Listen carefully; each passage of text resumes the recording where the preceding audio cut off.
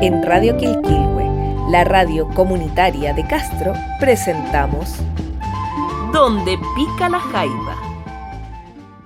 Bienvenidos a un nuevo programa de Donde pica la jaiba de Radio Quilquilhue.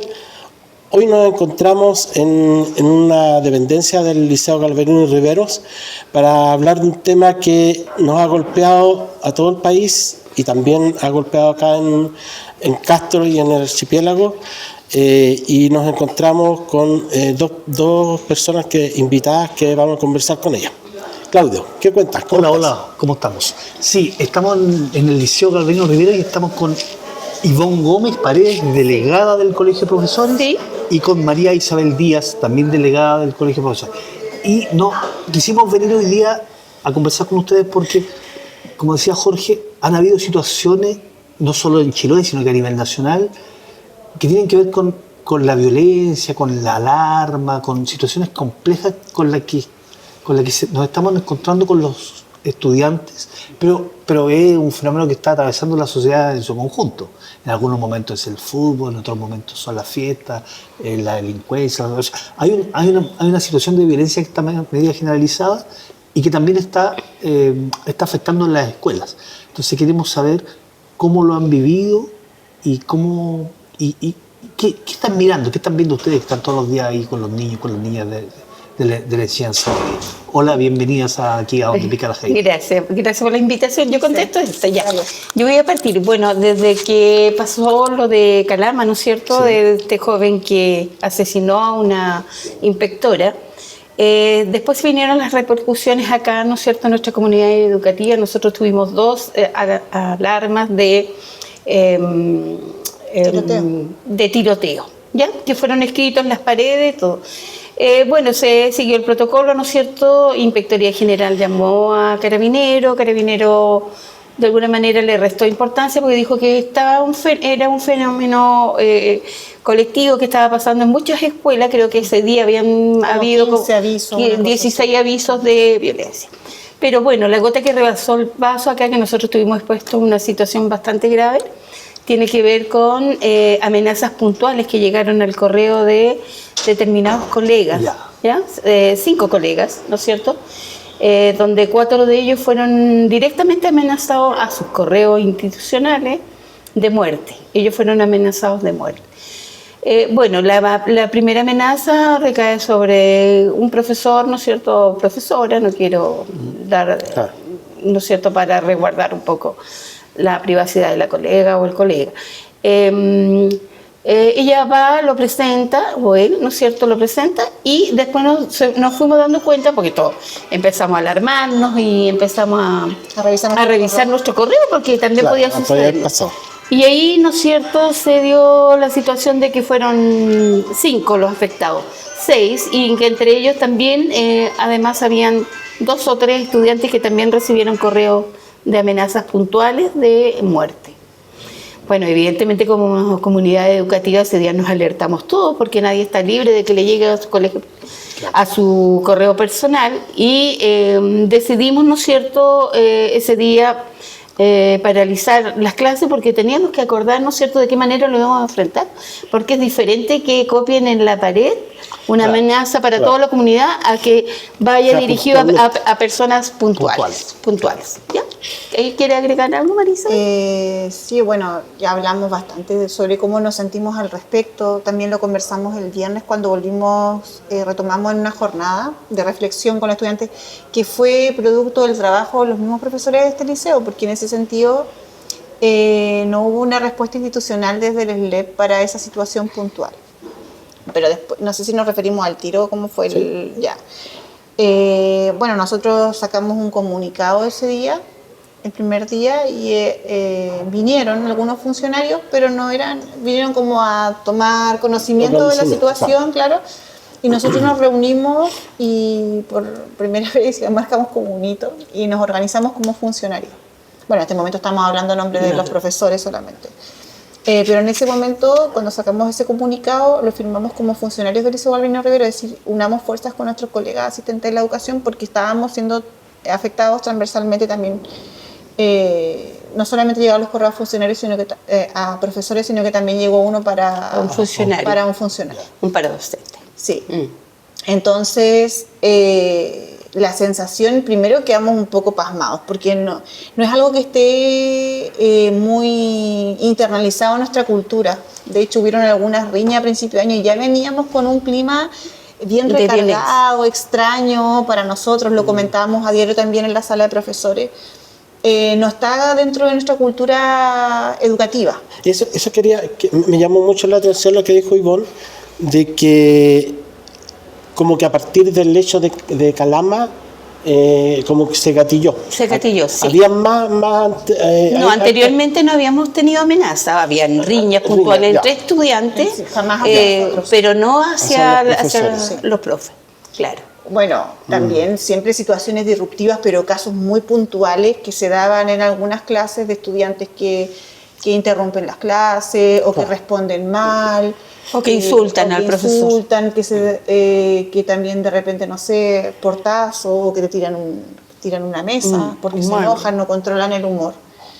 Y también sí, lo que veníamos observando hace un tiempo es una conducta bastante agresiva de parte de algunos apoderados. No todos, no es el general de nuestra comunidad, sí. pero es una situación que sale de lo común y nos empieza a afectar con el tiempo.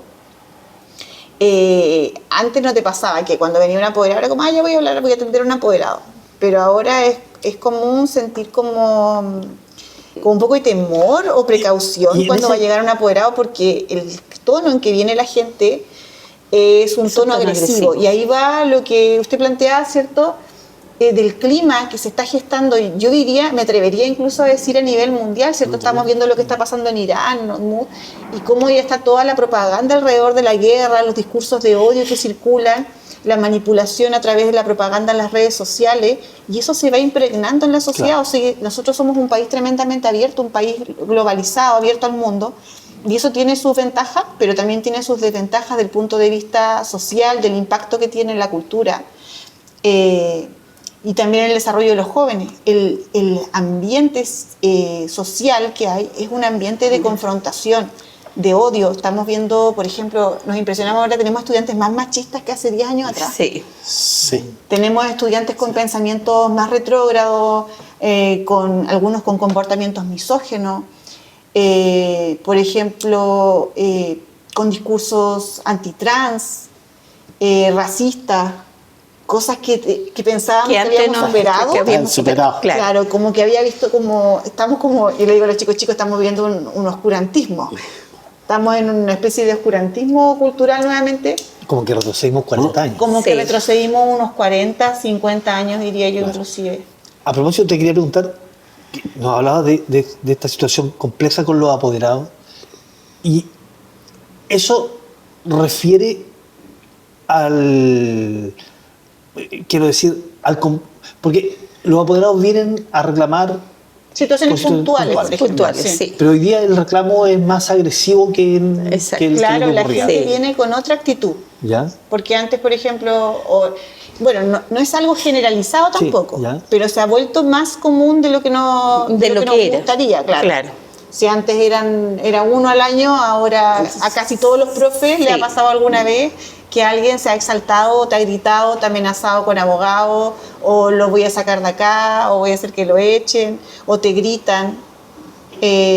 Situación que teníamos más o menos controlada con nuestro director, porque empezó a cancelar aplicar el reglamento y a cancelarle a esas personas el derecho, entre comillas, de ser apoderado por haber faltado el respeto a algún funcionario. Sí, bueno, el año pasado tuvimos varias situaciones al respecto de colegas que se vieron expuestos, ¿no es cierto? Porque nosotros tenemos un horario de atención. Ese es un derecho que tienen los apoderados. Claro. Entonces, frente a cualquier situación, nosotros estamos expuestos porque nosotros tenemos el deber de atenderlos. Claro. Y muchas veces nosotros los atendemos en un espacio cerrado donde nos encontramos frente a frente con el apoderado. Entonces, el apoderado, cuando viene enojado, realmente es una situación, ¿no es cierto?, que invade un poco, que nos atemoriza. Y ha pasado, ¿no es cierto?, que uno va con toda la buena disposición a atender al apoderado su problema, pero resulta que nos terminan, ¿no es cierto?, y muchas veces insultando, amenazando, enojados, todo por alguna medida disciplinaria que se tomó con el estudiante. Generalmente la descarga es con el profesor. Claro, La medida, claro. el profesor lo que hace es consignar en el libro de clase, ¿no es cierto?, cuál fue la situación indisciplina y coloca la observación. Quien toma, ¿no es cierto?, las medidas, de acuerdo a lo que dice el reglamento, es Inspectoría General. Y ellos vienen, ¿no es cierto?, y piden hablar con el profesor. Nosotros tenemos el deber de hacerlo, lo hacemos, y muchas veces nos hemos visto expuestos a situaciones realmente violentas. ¿Y eso ustedes a qué más? Porque, a ver, estamos viendo una situación de violencia generalizada, o sea, no podemos decir que es solamente la apoderada.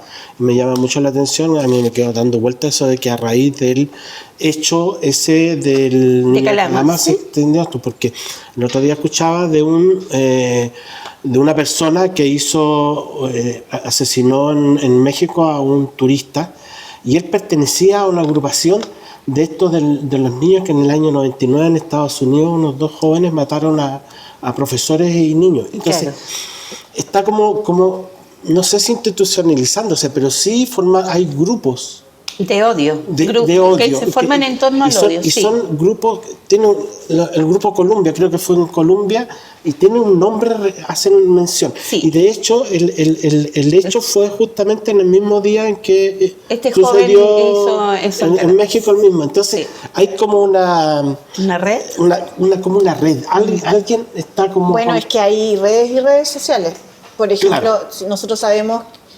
Es sabido que toda la plataforma de Instagram, WhatsApp, Facebook corresponden a los mismos dueños. Claro. Estas personas generan inmensas ganancias con estas plataformas digitales o con estas redes sociales, pero no se hacen cargo del contenido. O sea, las sanciones son muy mínimas. Pueden sancionar a alguien por mostrar, a una mujer, porque no sancionan a los hombres por mostrar un pezón.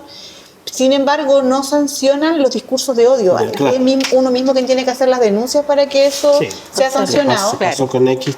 Claro, por ejemplo, no puedes decir genocidio. Cuando está pasando un genocidio en Gaza no lo puedes decir. Claro. Pero sin embargo, hay hombres haciendo grupos o teniendo canales de YouTube, y esto de toda la plataforma, donde enseñan cómo maltratar, cómo matar, cómo agredir, cómo usar armas. Y bueno, Telegram, ya una cosa aparte. O sea, ahora a partir del caso Policot, por ejemplo, se supo que se hicieron otras investigaciones, me parece que fue en Europa también, donde se encontraron canales de Telegram, que para la gente que no sabe es como una especie de WhatsApp, pero más como en la deep web, casi como más oculto, para gente que está como más integrada en el mundo de las redes digitales. Y allí enseñaban cómo violar mujeres sin que se den cuenta. O sea, yo creo que, esto ya es un análisis mío, que la bajeza humana, o sea, siempre ha existido la codicia, la maldad, ¿cierto? Pero esta gente ahora está encontrando una comunidad, donde se validan esta degeneración que tienen, por decirlo de alguna manera, moral o ética, y se potencian para violentar a otros. Y los jóvenes están expuestos a eso porque a veces en el afán de respetar la privacidad, que está bien, que tienen que tener una privacidad, no sé qué tanta privacidad de tener un estudiante, un adolescente o un niño con un computador o un celular. Bueno, sin ningún control parental. Yo creo que ahí está el problema. Y se une con el tema ese de que los papás vienen a insultar, a agredir.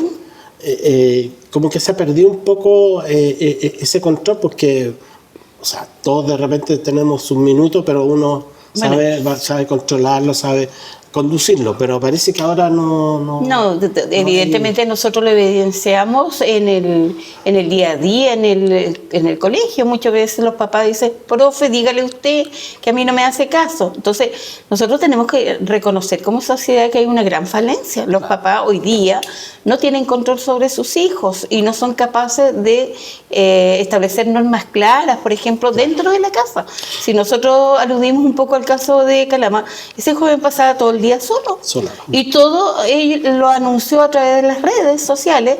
Ahora, la mamá no sé cómo no se dio cuenta, porque muchas veces los papás no revisan. Yo Generalmente tengo esta costumbre de decirles: mis apoderados de primeros medios son ustedes los responsables de sus hijos, de la conducta de sus hijos. Por lo tanto, los hijos tienen que saber que ellos se deben, ¿no es cierto?, y que debe el papá tener algún control parental frente a ellos, porque muchas veces lo dejan ser, que deja mi privacidad, no le controlan el teléfono, y nosotros nos hemos encontrado. Yo, por ejemplo, hace 3 años, cuando tenía un primero medio, no, ni siquiera 3, estoy hablando de 4 o 5 años atrás, había un grupo de WhatsApp que un papá lo descubrió, porque él sí controló el teléfono, donde ellos se reunían a puro ofenderse y hablar mal de los profes, o sea, sobrenombre, claro, de todo, o sea, una falta de respeto completa. Y era un grupo de un curso, Oye, de un primero medio, que manejaba su WhatsApp, y porque a un papá se le ocurrió revisar el WhatsApp, ahí lo descubrieron. Entonces muchas veces falta, ¿no es cierto?, que los papás se comprometan más con ese control que deben tener, o al menos no decir: bueno, yo te voy a pasar este teléfono, pero tú no estás en edad para tener, ¿no es cierto?, grupos cerrados de... Respecto a esto que le ocurrió, ¿tomaron algunas decisiones con lo que ocurrió acá? Sí, decisiones respecto a cómo funcionar, a cómo controlar, a cómo mirar. ¿Qué decisiones tomaron como profesores? Mire, en realidad nosotros nos reunimos para... igual, ¿no es cierto?, esto tiene 2 líneas: la línea investigativa que está acá, y la línea investigativa con respecto a las denuncias que hicieron los colegas afectados, y que tiene que ver con la investigación que va a venir de la Fiscalía. Evidentemente ahí va a haber una sanción judicial. El grupo en general involucrado es un grupo pequeño, 17, 18 estudiantes, por lo tanto no es tan difícil, o no debería ser tan difícil dar con los responsables. Y bueno, a ellos se le va a aplicar, una vez que se sepa, ¿no es cierto?, quiénes son, se va a aplicar todo lo que corresponde al reglamento. Esto es una falta gravísima, es amenaza de muerte, por lo tanto a ese estudiante se le va a aplicar aula segura. Claro. Pero todo eso está en proceso todavía. Lo que pasa es que nosotros, bueno, dentro de todo este mal rato que pasamos, ¿no es cierto?, porque en realidad nos afectó mucho, nos afectó bastante ver, ¿no es cierto?, a nuestros colegas, porque podía haber sido cualquiera de nosotros, ¿no es cierto?, amenazado de muerte. Y en realidad fue chocante ver, porque las palabras igual son irreproducibles, ¿no es cierto?, son irreproducibles. Y resulta que cuando nosotros quedamos así, tan choqueados, dijimos: bueno, nosotros esto tenemos que parar, tenemos que comunicarlo. Y resulta que estuvimos 2 días, el SLEP al día siguiente reaccionó, nos trajo un equipo de contención, que fueron psicólogos de la Mutual, y ellos confirmaron precisamente que estábamos todos afectados, porque es una colega con la que tú convives, una colega con la cual convive todos los días. Y de hecho nosotros decíamos, toda nuestra familia igual estaba asustada. Yo tengo hijos afuera, me llamaron: mamá, ¿cómo estás? ¿No fuiste tú? Todos preocupados. Y evidentemente nos mandaron esa psicosocial. Cuando nosotros estábamos preparados y volvimos, nos manda la gran sorpresa que nuestro director había sido desvinculado de sus funciones. Entonces, nuevamente, otro golpe. O sea, de hecho, ese día, cuando estuvimos en el grupo contención, la psicóloga nos decía: lo que ustedes sufrieron fue un trauma. Claro. Fue un trauma. De hecho, tuvieron que hacer una intervención de crisis. Y ahí hicimos como una especie de trabajo grupal, y nos sirvió bastante. Sin embargo, yo no sé si esto lo vamos a poder superar pronto, y como dice Ivonne, fuimos nosotros mismos quienes tuvimos que organizar el retorno a clases. Ahí ya no hubo ningún apoyo desde el sostenedor. Nosotros fuimos quienes decidimos tomarnos esos días para poder ordenarnos y reflexionar. Entonces, en el fondo lo que se siente es como un desamparo institucional. Somos los funcionarios quienes tenemos que tomar las decisiones, puesto que las personas que están elegidas, o quienes ganaron los concursos, si se quiere decir así, para dirigir la educación a nivel provincial, no están tomando las decisiones a tiempo. Hay un montón de factores que tampoco nosotros no somos ciegos, o sea, es el sostenedor más grande del país. Sin embargo, eso no es responsabilidad de nosotros somos trabajadores, tenemos ciertos derechos que tienen que ser garantizados. como por ejemplo nuestro derecho a la vida, o sea, Sí, un pues. derecho fundamental que fue Claro, amenazado. claro.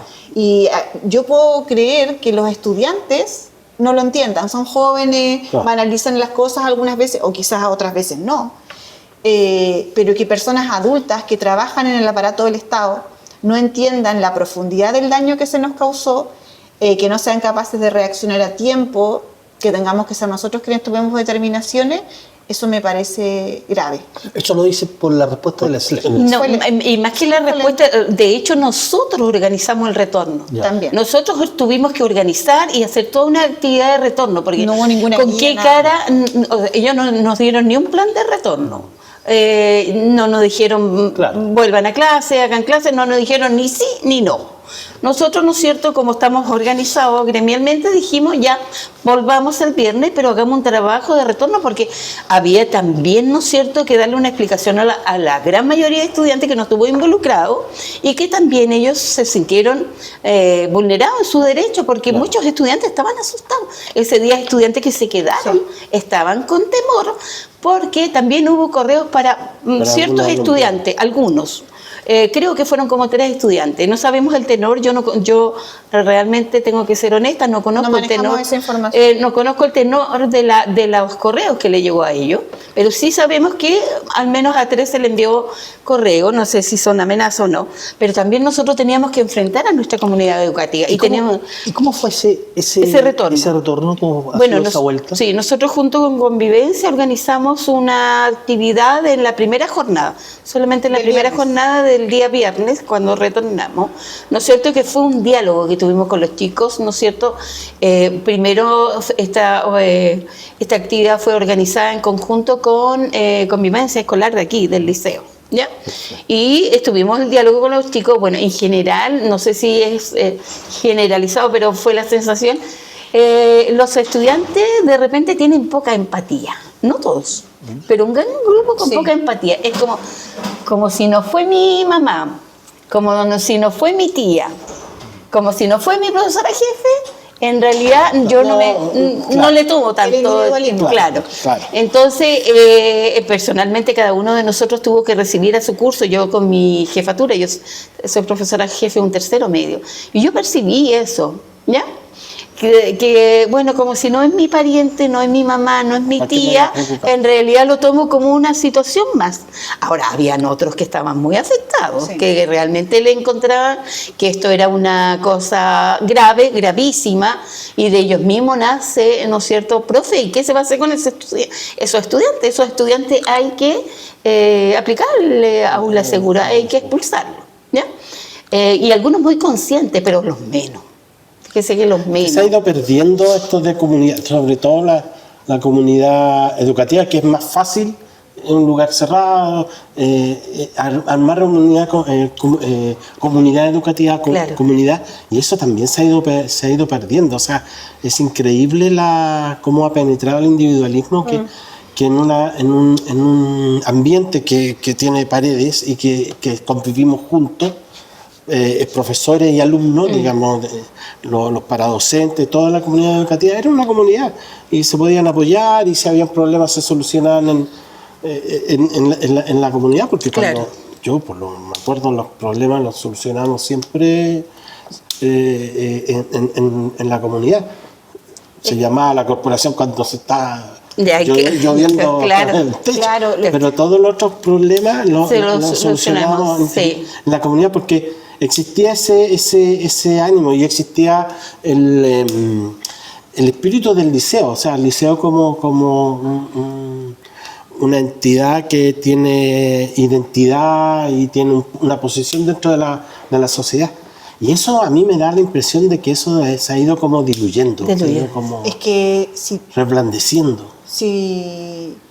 lo que pasa es que por más que nos gustara a nosotros o nosotros anheláramos, que es como la utopía que tenemos la mayoría de los profesores, ¿cierto?, que vamos a transformar la cultura y vamos a transformar la sociedad, cuando la gente se va integrando acá, esto es un espejo de lo que es Sí, la po, sociedad. Claro. Y basta con ver, yo nací en los 90 acá en Chiloé. Soy chilota, no sé cuántas generaciones para atrás dijera. Ustedes lo habrán visto también, o sea, la vida del chilote ha cambiado. Sí. Sí, pues. Ha cambiado mucho. A nosotros también nos ha permeado esa forma individualista, cada uno se arregla con su familia. Por ejemplo, yo vivo, no sé, en Astillero, allá en Talcahuano. Mi familia fue toda la vida ahí, mis abuelos y todo. Y recién en este año pudimos reactivar la Junta de Vecinos de Astillero, Sí. que es una de las más antiguas de la comuna, si no la más. Sí. Y estuvo muerta un montón de tiempo la organización vecinal, y cuando llegamos a la reunión llegamos exactamente las mismas familias, o sea, la gente nueva que llegó, que está viviendo ahí, No se integra. no se integra en la comunidad.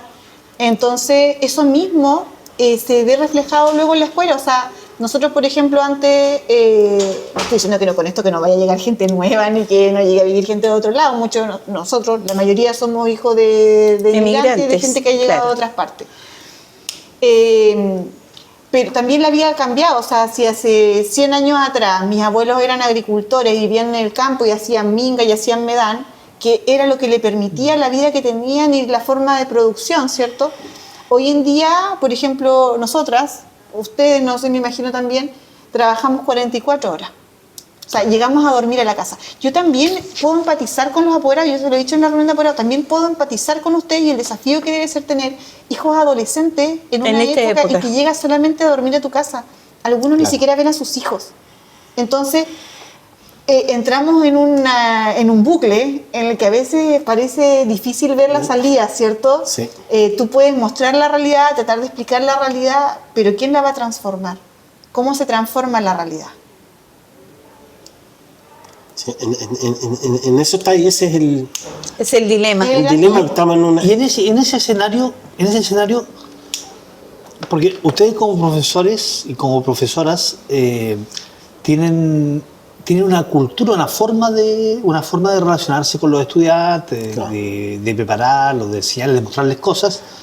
Y cuando tercia o se mete en el medio una situación como esta, una amenaza, una situación compleja, las relaciones también tienden a cambiar. Sí. Entonces, en ese marco, ¿cómo creen ustedes que se va a enfrentar esta? Porque, claro, una cosa es que uno vea a través de la noticia que pasó algo en Calama, que pasó algo en Santiago, que pasó algo en La Serena, pero otra cosa es que haya pasado algo aquí. Sí. Entonces, Nunca nos tocaba. claro. No, sí, de verdad no nos Como que toca. se veía lejos. Es como cuando uno piensa en el fenómeno, no sé, de la droga. No, allá la droga está allá. Claro. Allá está controlado, allá no hay tanto. La No delincuencia. sé, la gente que sale a carretear, qué sé yo. Pero cuando la droga te llega ahí al espacio propio, la cosa cambia. Entonces, en ese marco, ¿qué decisiones están tomando? ¿Cómo están mirando las cosas? ¿Cómo están enfrentando esta situación con los apoderados? Es que sabes que es complicado, Sí. porque estamos en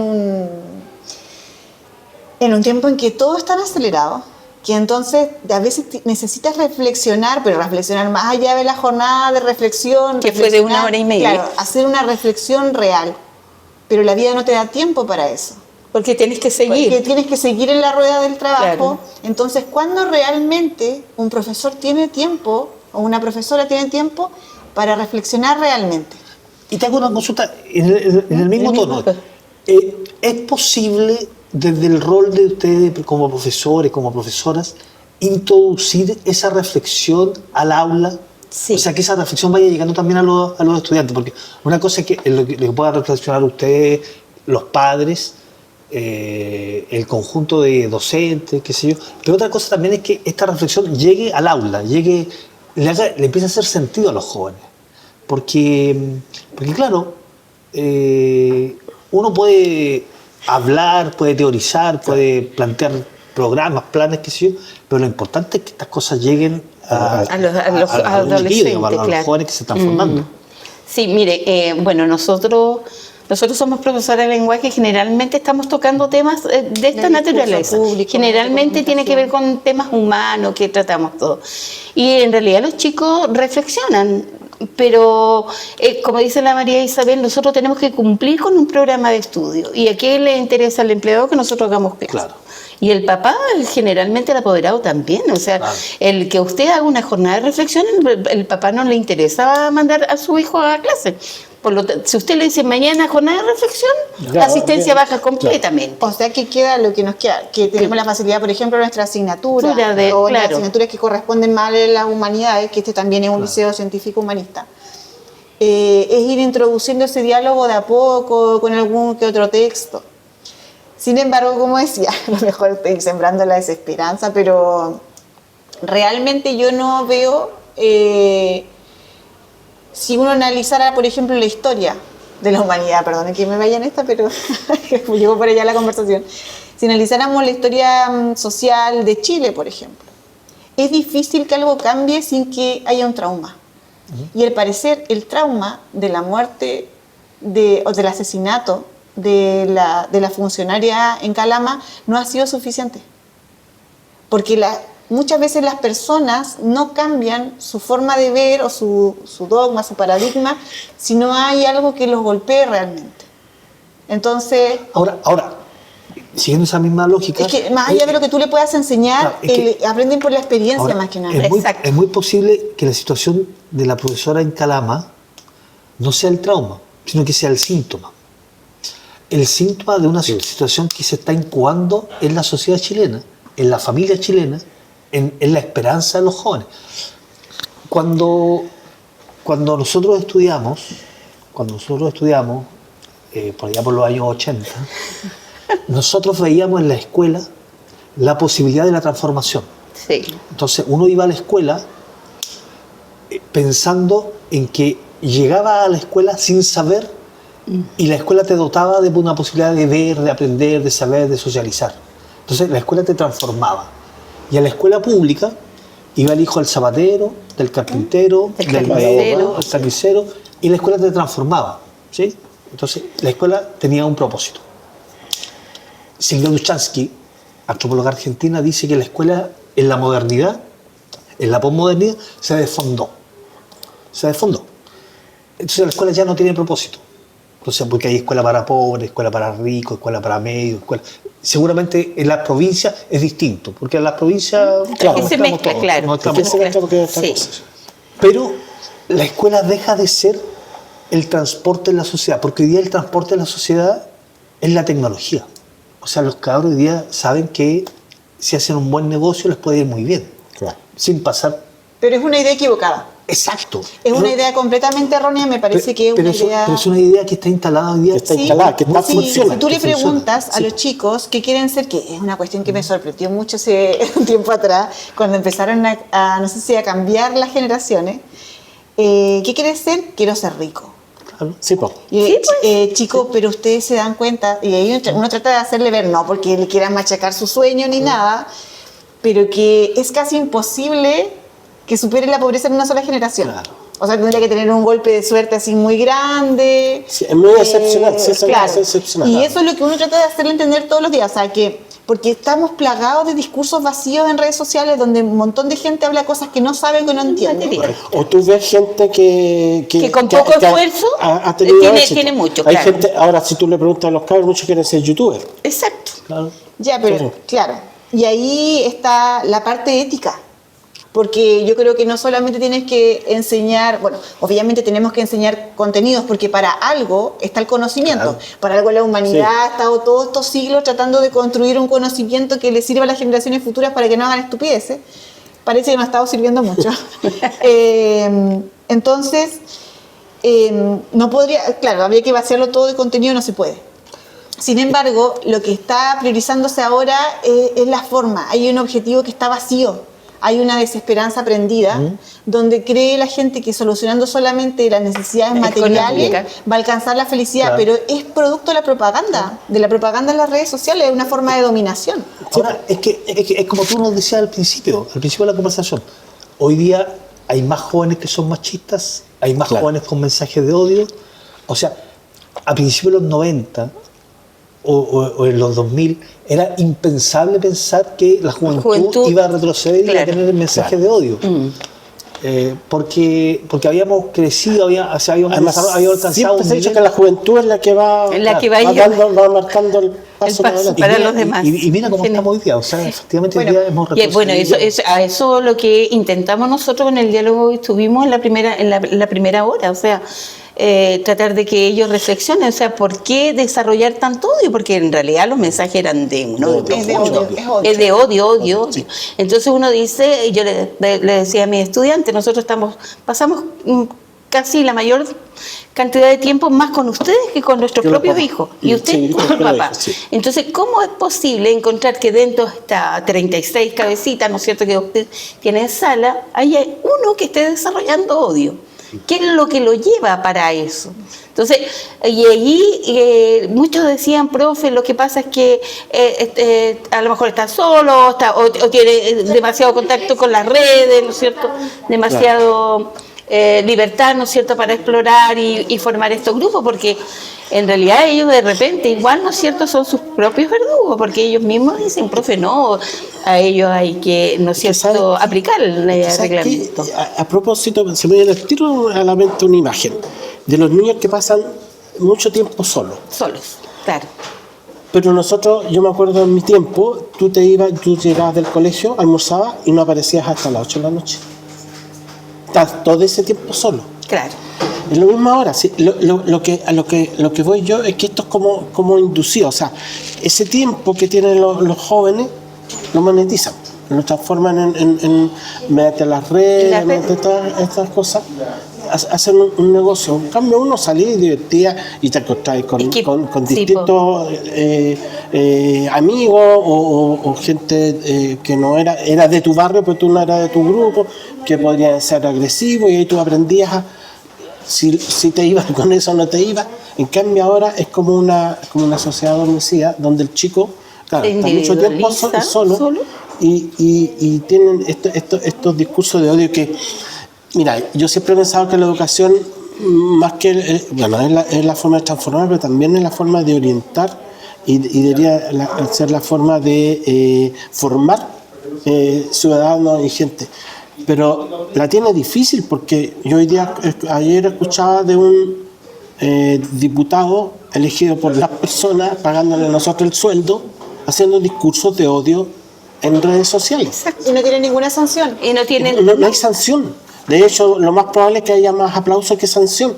Entonces, yo sé que la tienen difícil, pero yo pienso que estas cosas no se arreglan solamente con una sesión. Es un trabajo constante. Así como constantemente nos están bombardeando. Es lo que nosotros decíamos, y esta actividad la generamos nosotros desde acá adentro. No sé si el SLEP después o el empleador nos traiga alguna propuesta, pero nosotros ya retornamos a clase, ya llevamos más de una semana. Y no nos han dicho, mira, el resultado del trabajo que hicimos con ustedes fue esto, por lo tanto se va a trabajar ahora con los estudiantes esto otro, nada. Nosotros ahora estamos obligados y retomamos el ritmo nomás, de lo que es tomar el curso, después otro, y la situación queda ahí. Cuando están estas situaciones, como comentaba antes, uno se las arreglaba solo, o sea, hacía las cosas solo, porque a mí me da la impresión de que estas organizaciones, estas instituciones, mejor dicho, como el SLEP o las corporaciones, se preocupan de proveer de los problemas económicos, que le llegue la subvención, que llegue la subvención, si eso le interesa. Obviamente tiene problemas de recursos como para ir arreglando las cosas, pero en materia de educación he visto muy poco. Pero ¿sabes y porque el problema de la educación es que el lema de la educación es que se formen gente que de trabajo, o sea, formar obreros o formar técnicos. Ese no interesa formar personas ni ciudadanos. ¿Sabes cuál es el problema? El problema de la educación lo veníamos conversando hace harto rato. Nosotros participamos activamente en el gremio y se ha venido discutiendo en algunos sectores. Aquí voy a hacer un poco díscola de mi organización. Hay un problema político detrás y un problema de Estado. ¿Quiénes han administrado el Estado en los últimos tiempos? Estamos viendo, no sé, por ejemplo, creo que había un mochilazo a nivel nacional de los estudiantes por el tema de la amenaza de quitarle algunos beneficios del Estado. Sí. ¿Ya? El 2006 empezó la Revolución Pingüina. Yo era estudiante, estudiaba acá, estaba aquí en este liceo. Después, el 2011 tuvimos otro granito cuando ganamos la gratuidad, que también se ganó con organización.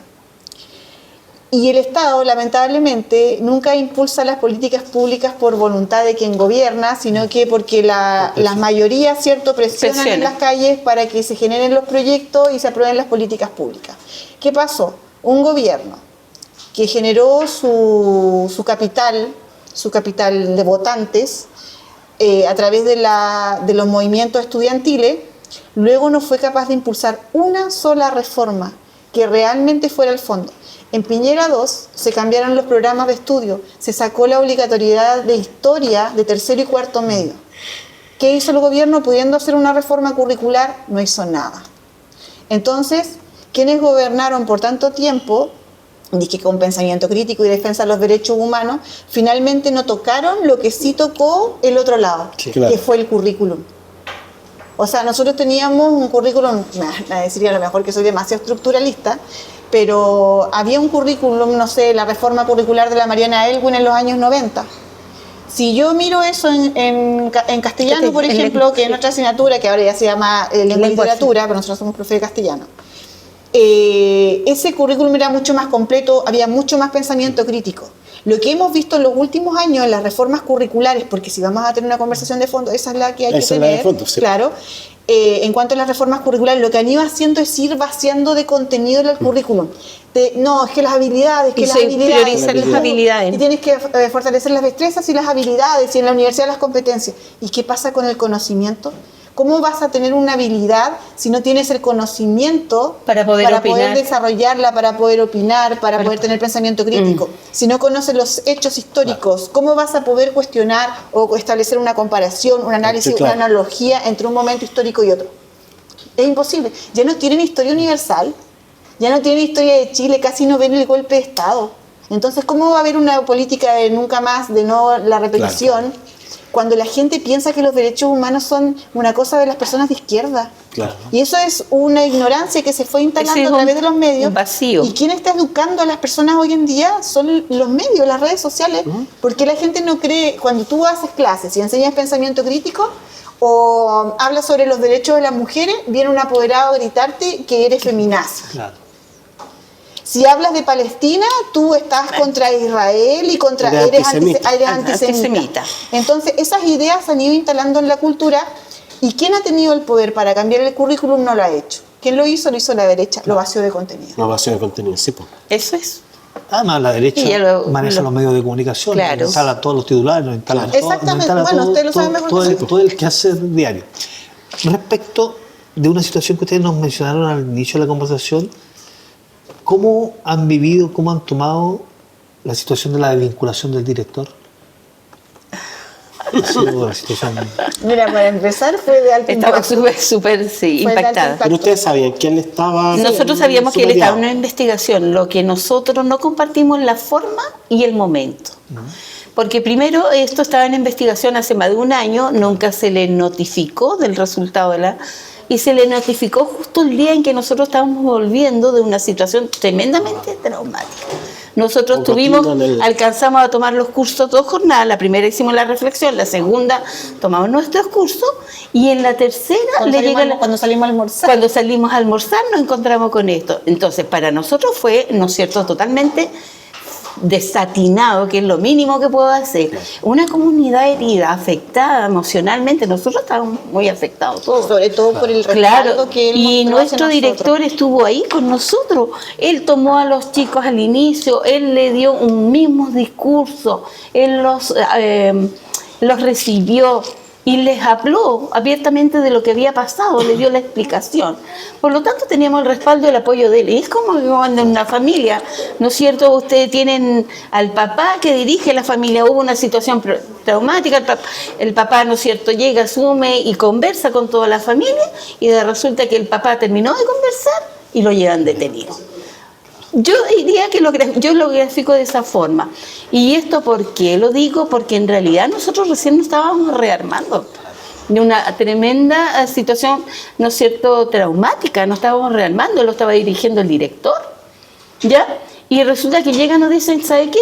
el director se tiene que ir, se lo dicen a él nos comunicó a nosotros, porque ni siquiera tuvieron la deferencia de venir acá y sabían que estábamos en esta situación, de decir, ¿sabe qué, profesores? Este es un proceso, lamentablemente llegó esto, pero no sé, o esperar el lunes, ¿no es cierto?, el inicio, y llega ¿quién nos comunicó a nosotros? El director. Y después, más aún, ¿no es cierto?, aparece dando declaraciones en los medios, ¿no es cierto?, el director del SLEP, porque todos estos sumarios son privados, ¿no es cierto?, contando detalles que ni nosotros como profesores ni como colegas sabíamos, de por qué, ¿no es cierto?, de cuáles eran las razones por qué el director se iba desvinculado. O sea, y uno se pregunta también cuál es la necesidad. Claro. ¿Cuál es la necesidad de hacer todo eso? ¿Y por qué en ese momento exacto? ¿Y por qué en ese momento?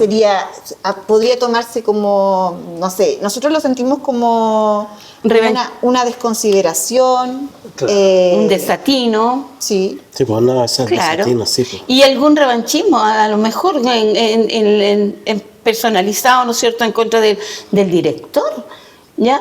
Porque, mire, está bien si hay un proceso, llega el resultado del proceso y hay que actuar, pero no era el momento. Nosotros estábamos volviendo 4 horas antes a clase, estamos retornando después de una situación completamente traumática y llega, ¿no es cierto?, el director nos dice, bueno, yo llego hasta aquí porque me acaba de llegar esto y esto.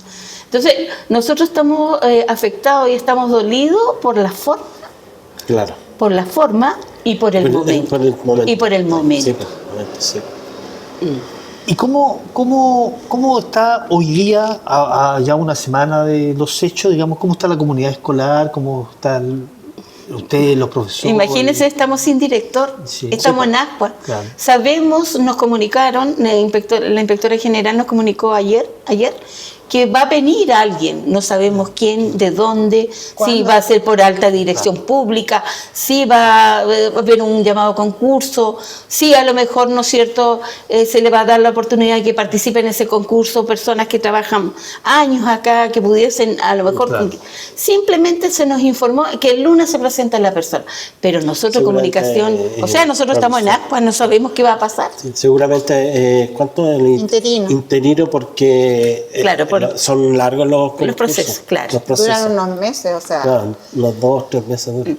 Así es. Bueno, nosotros nos sentimos totalmente solos porque no nos consideran en nada. Normalmente nosotros vivimos varias veces, ¿tú te acuerdas, en este liceo en cambio? Y se ponía una persona del mismo... Sí, lo que pasa es que la administración ahora no tiene mucho conocimiento como el funcionamiento local.